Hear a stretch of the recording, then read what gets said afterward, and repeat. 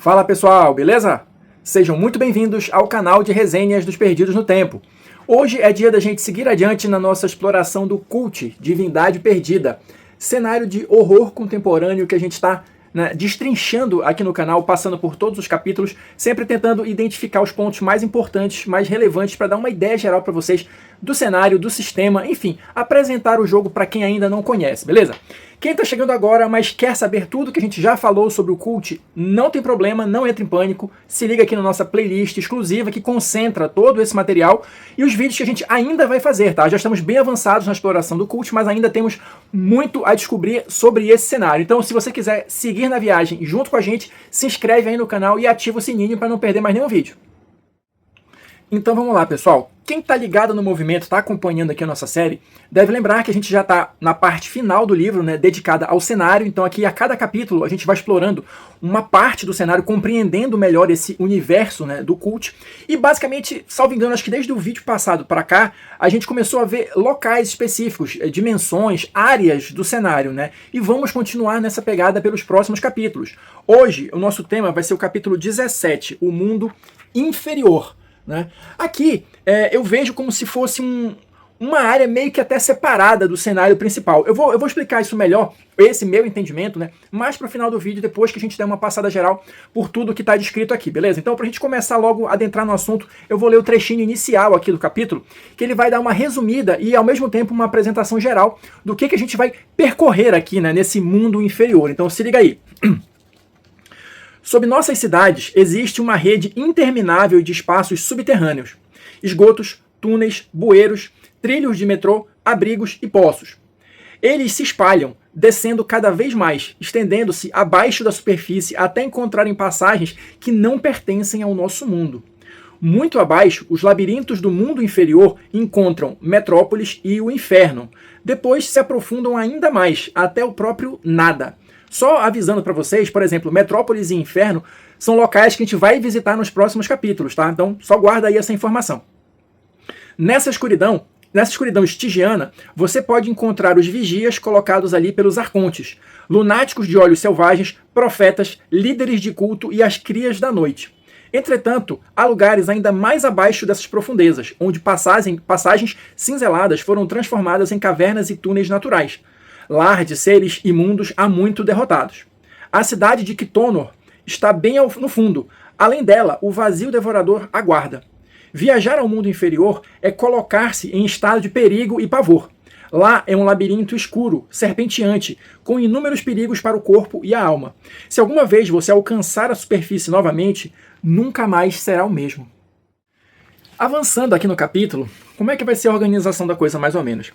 Ele vai fazer uma introdução aqui, explicando qual é a proposta geral aqui do capítulo, e depois a gente vai descendo, olha, nível a nível, cada vez mais para baixo, Se a ideia aqui do capítulo é explorar o mundo inferior, a gente vai descendo cada nível, e cada nível vai ter a sua particularidade, os seus locais de interesse, a sua atmosfera geral, mas sempre com essa ideia geral de quanto mais a gente desce, mais a gente se afasta da, entre aspas aqui, da civilização, do mundo que a gente conhece, e mais a gente vai adentrando numa seara ali do desconhecido, de coisas estranhas, de coisas bizarras. E uma coisa que é interessante também aqui, conforme o capítulo vai avançando, uma impressão minha que eu achei bem legal, chega um momento em que, na verdade, tudo ou quase tudo ali está tomado por uma escuridão absoluta e pelo silêncio.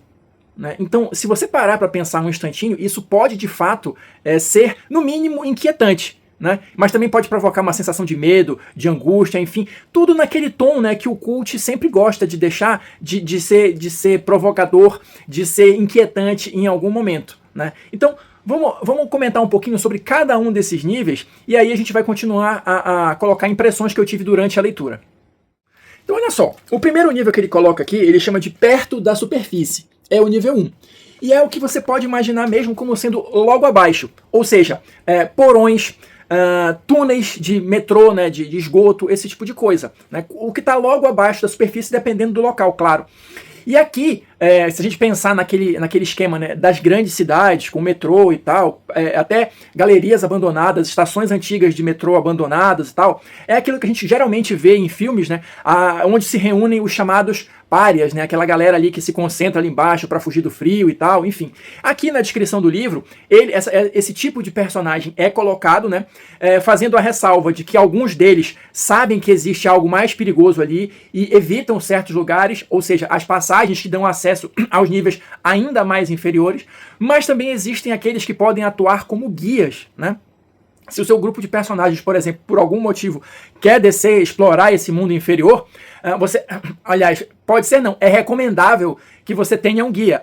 E talvez essa galera ali que habita nesse espaço logo abaixo possa levar vocês até uma parte do caminho. Porque conforme a gente for avançando aqui, vocês vão ver que o negócio fica muito mais bizarro e muito mais esquisito. Lembra daquela ideia geral, a gente está saindo do conhecido e de um ponto em diante a gente vai estar ali no completo desconhecido, bizarro e estranho. Tá? Mas vamos lá, passo a passo. O segundo nível que ele coloca aqui é chamado de As Profundezas. Aqui a gente desce um pouquinho mais e assim, o livro ele não vai especificar essa questão de tantos metros, tantos quilômetros abaixo. Não, isso é muito flexível, você cria aí a ambientação da maneira que você achar mais interessante. O importante é você passar essa sensação para os jogadores, pelo menos essa foi a minha percepção ao ler o livro, beleza? Então, nessas profundezas, nesse nível 2 ali, em direção ao mundo inferior, é o local onde os personagens vão escutar os últimos sons da superfície. Ou seja, o barulho do trem passando, do metrô passando, barulhos reconhecíveis como sendo barulhos pertencentes à nossa realidade, àquela cidade, alguma coisa nesse sentido, beleza? Mas já nesse nível 2, existem algumas áreas que são consideradas áreas de caça de criaturas que habitam esses níveis, tá? Lembra, eu li naquele trechinho inicial que em determinados pontos existem vigias do mundo inferior colocados ali pelos arcontes. Ou seja, por algum motivo, os arcontes não querem que a gente conheça, que a gente explore esse mundo. Então, determinados locais são habitados por criaturas e, claro, algumas mais próximas da superfície fazem desse local ali também a sua área de caça. Então, não é simplesmente descer. À medida que você vai descendo, também você vai se deparando com novos perigos. O livro coloca também que nesse segundo nível existem alguns locais que são considerados santuários para todo tipo de culto. Por quê? Muito embora você ainda esteja razoavelmente próximo da superfície, já existe ali como é que eu posso dizer? Uma facilidade de acessar outros planos. Então, alguns cultistas, outros planos, outras dimensões, é isso que eu quero dizer. Então, alguns cultistas escolhem locais propícios para realizar os seus rituais, para entrar em contato com criaturas, acessar outros planos, outras dimensões, esse tipo de coisa. Avançando, a gente vai ter o terceiro nível, que é chamado aqui no livro de A Fronteira, olha só. Aqui, eu vou ler o trechinho inicial para vocês terem uma ideia de como é que é a descrição desse local, tá? Lembrando que aqui no livro tem mais detalhes e mais informações. Se liga aí. A fronteira é onde as trevas e o nada rasgam a ilusão. As passagens estreitas, escadas e túneis vindos de cima abrem-se para grandes corredores e abismos sem fundo. Lodo de esgoto e produtos químicos fervem em recipientes de pedra, tornando o ar tóxico e nauseante. Salas cheias de correntes, engrenagens e majestosas rodas dentadas alimentam máquinas bizarras. Pontes e escadas levam para cima ou para baixo, até poços escuros como o breu. Aqui, olha, tem uma ilustração que também ajuda a entrar nesse clima, e a partir daqui é aquele ponto que ele fala que você vai ser dominado pela escuridão quase total e pelo silêncio, quebrado às vezes, por exemplo, com uma máquina dessa fazendo algum barulho ao longe, o som de alguma coisa caindo bem distante, entendeu? Para você ir criando essa ambientação perturbadora para os personagens que estiverem explorando esse local. Além disso, o que o livro vai trazer para a gente em linhas gerais sobre esse nível 3? Como ele falou, é a fronteira, né, onde o nada, as trevas e o nada rasgam a ilusão. Ou seja, aqui existem passagens para outros mundos, inclusive para a cidade de Metrópolis, que a gente vai abordar também aqui em vídeos posteriores. Aqui existem a morada de várias criaturas estranhas, inclusive o livro cita a possibilidade de criaturas que vieram dos níveis inferiores, tipo fugidas do inferno e tal, almas fugidas do inferno, habitam mais ou menos esse nível. E claro, os vigias dos arcontes. Eu mencionei eles ainda há pouco como tendo, né, os campos de caça no nível 2, né, mas eles de fato são encontrados em maior quantidade aqui no nível 3. Alguns vivem no nível 2, mas a maioria vive no nível 3 e às vezes vai ao nível 2 só para caçar. Ou seja, já começa a ser um lugar ainda mais inóspito e perigoso para ser explorado. Descendo mais um pouco, a gente chega ao nível 4, o labirinto, olha só. E aqui eu vou ler mais um trechinho da descrição para vocês, olha lá. No labirinto, desolação e solidão governam supremas. As construções mecânicas da humanidade dos níveis superiores finalmente se rendem às cavernas com degraus naturais formados na rocha, a despenhadeiros gigantes e pedras projetando-se sobre poços sem fundo. Ou seja, aqui o próprio cenário já muda para algo que a gente não reconhece mais como humano, vamos chamar assim. Por quê? Eu imagino, pelo menos, né, uma grande galeria de cavernas naturais ali, rios subterrâneos, isso ele cita aqui, passagens estreitas, aquele ambiente meio claustrofóbico e tudo mais. E claro, um grande labirinto, como o próprio nome coloca. Mas qual é o propósito desse labirinto? Eu vou ler só o finalzinho para vocês, olha só, para terminar de fechar esse clima aqui. O labirinto é terra de ninguém, o limite final antes de desvelar os verdadeiros reinos do mundo inferior.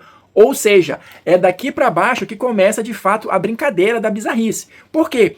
Quem consegue encontrar o seu caminho ali através do labirinto vai se deparar com o que ele chama aqui de portal de corais. Esse portal de corais é o que dá acesso à cidade de Quitonor, que eu mencionei lá no início do vídeo, né, quando eu estava lendo aquele trechinho inicial do capítulo. Então, para você ultrapassar esse portal, você precisa de um sacrifício de sangue, mas da feita que você ultrapasse, como o próprio livro coloca aqui, você vai estar entrando de verdade nas partes mais bizarras do mundo inferior. Seguindo adiante, chegamos ao nível 5, né, a cidade de Quitonor. Aqui começa o show de bizarrice. Eu vou ler o trechinho inicial aqui só para a gente começar a brincadeira. Quitonor é a cidade do mundo inferior. Os filhos do mundo inferior residem aqui, um rebanho esfarrapado, perecendo lentamente. Eles são os refugiados e sobreviventes de inúmeras civilizações aniquiladas ou escravizadas pela humanidade, quando ainda éramos deuses. A cidade é a última fortaleza material diante do poço do nada, jazendo nas profundezas. Máquinas antigas e misteriosas mantêm a cidade ancorada em segurança, mas além da influência delas, a própria realidade desintegra-se. O nada atrai e invoca você, e todos os habitantes de Quitonor sentem a presença constante de Áquiles, e o ser mencionado apenas em sussurros. Aqui espera abaixo.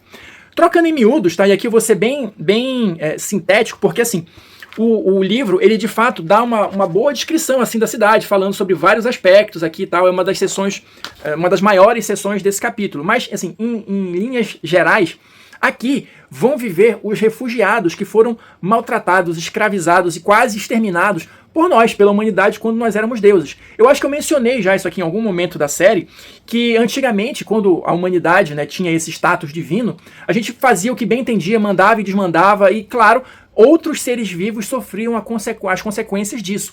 O que restou dessa galera está aqui nas profundezas, está aqui na cidade de Quitonor.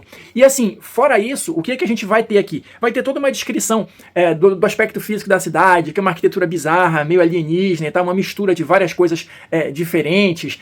Aqui vivem, né, justamente, esses filhos do mundo inferior, que é essa galera que escapou, vamos dizer assim, mas também existem humanos morando em Quitonor, ou antigos exploradores que acabaram ali e dali não vão conseguir sair, ou pessoas que foram capturadas, porque assim, e aqui sendo bem sucinto, existe um problema, vamos chamar assim, em Quitonor, que boa parte, ou salvo engano, boa parte ou a maioria dos habitantes ali é estéril, ou seja, eles não conseguem se reproduzir. Então a reprodução ela só é possível através dos guardiões biomecânicos, que eles vão fazer tipo uma gestação.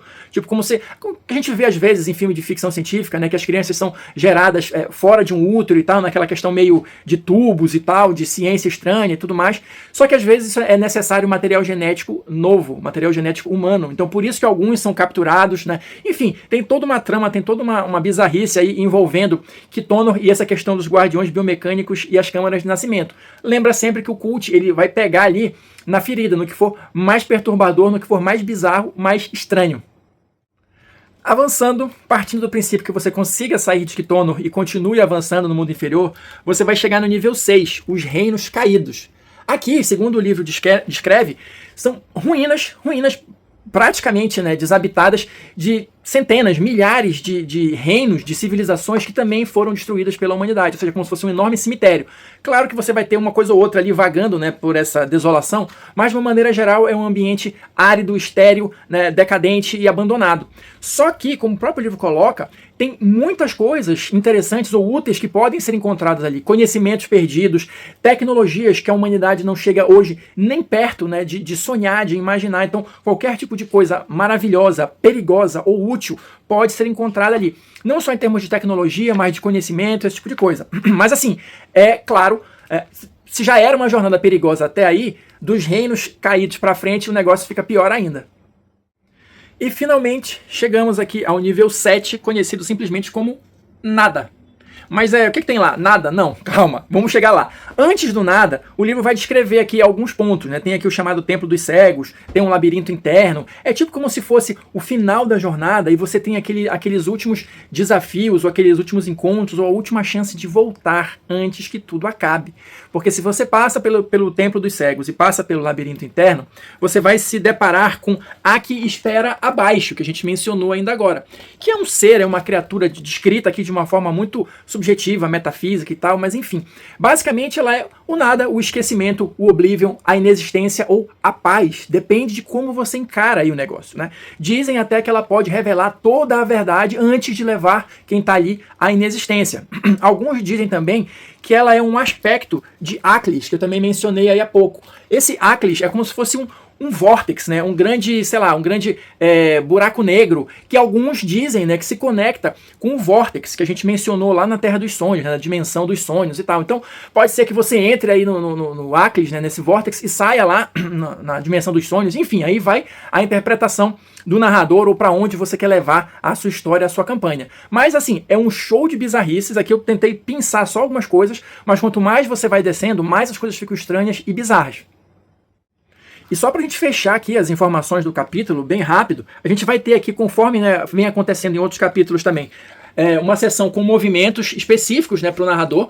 Quando o grupo estiver aí pelo abismo, tem uma série de movimentos aqui que o narrador pode utilizar, que se encaixam, né, com os temas aqui do abismo, enfim. A gente vai ter aqui exemplos de cultos, né, que se organizam ao redor de temas também voltados ao abismo. Aqui eu vou ler bem rapidinho para vocês só o propósito de cada um deles, tá? Então a gente vai ter a Irmandade Vermelha, que visa proteger a vizinhança e a humanidade dos perigos emergidos das profundezas. Os Guardiões do Labirinto, que pretendem alcançar a iluminação, descobrir a verdade e, finalmente, alcançar a paz eterna e o conhecimento ao entrar no Aklis, né, aquilo que eu estava comentando ainda há pouco. E temos também os Sonhos Atlantes, cujo propósito é encontrar evidências de civilizações perdidas, revelar teorias da conspiração e obter conhecimentos sobre a verdade. Ou seja, lembrando, isso aqui são só exemplos, né? Mas formas de você, de repente, colocar, se não diretamente uma exploração no mundo inferior, mas fazer com que os personagens descubram a existência disso. E aí, se eles decidirem ir lá por vontade própria, o problema é deles, né? Enfim. E fechando o capítulo, a gente vai ter também um mini bestiário, né, de criaturas. Então, ao longo dos níveis, diversas criaturas são citadas e uma boa parte delas é descrita aqui, algumas até com fichas e tal, com informação de fichas. Olha, aquela questão que eu estava comentando com vocês, dos guardiões biomecânicos, dos habitantes do mundo inferior. Então, tem vários tipos de criaturas aqui descritas, inclusive algumas que são originárias de lá, mas que têm presença no Elysium, olha, no nossa dimensão, no mundo, né?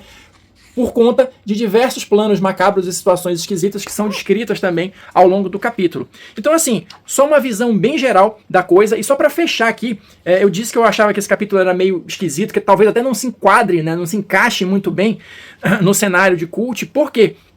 Para mim, pareceu assim um cenário muito fantasioso, muito fantástico, ainda que grotesco, ainda que bizarro, né, ainda que estranho. Ele é muito mais fantasioso do que a gente estava vendo no livro até agora. É quase como se fosse um cenário à parte, na minha opinião, porque tá feita, até porque, né, da feita que você começa a explorar esse mundo inferior, dependendo de onde você chegue, provavelmente você não vai conseguir voltar.